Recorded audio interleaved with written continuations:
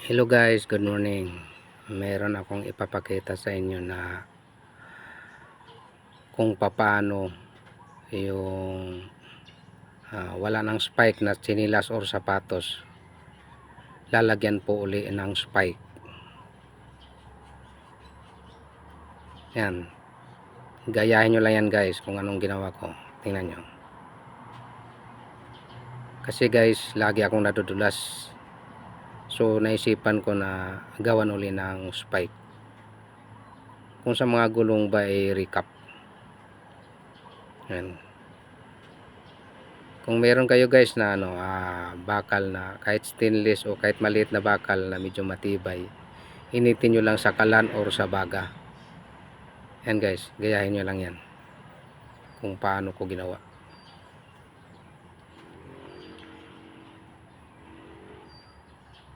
Effective po yan.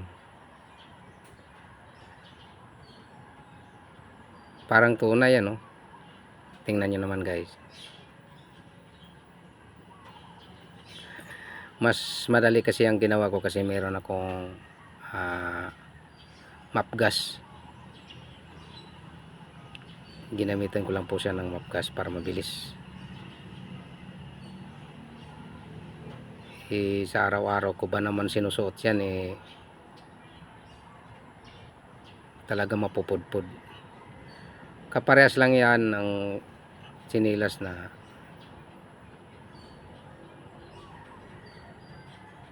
bawal ata sabihin, sorry. Ganyan lang guys, gayahin nyo kahit anong brand ng sapatos or sinilas, kaya yan. Basta gayahin nyo lang yung ginawa ko. Kailangan nagbabagay yung bakal na ginagamit. Yung ginamit ko po dyan stainless, 1/8 lang po yung laki para hindi gaanong malaki yung pinaka groove nya. Kasi kung medyo malaki na, masyadong baka maubos na yung kanya, pinaka spike. Puro na lang groove yung maiiwan.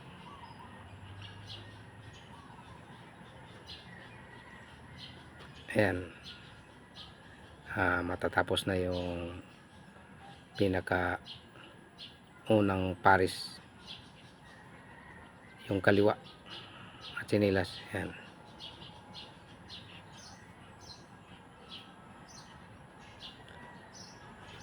Basta kung anong ginawa ko guys, gayahin nyo lang. Kaya nyo yan. Hindi naman gawa ng Panginoon yan eh.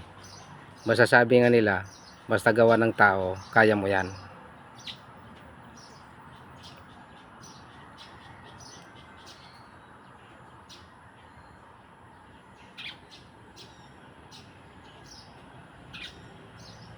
Ayan. Talagang pinapaganda niya. Seryoso nga, tinan mo ka.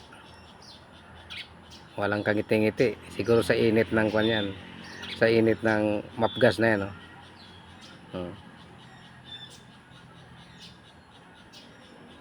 Ngiti naman dyan. Ayaw talagang ngumiti, seryoso. Ayan. Talagang seryoso siya, oh. Ayan na guys. Tapos na kwan. Ayan na guys. Nakikita nyo na yung finished product.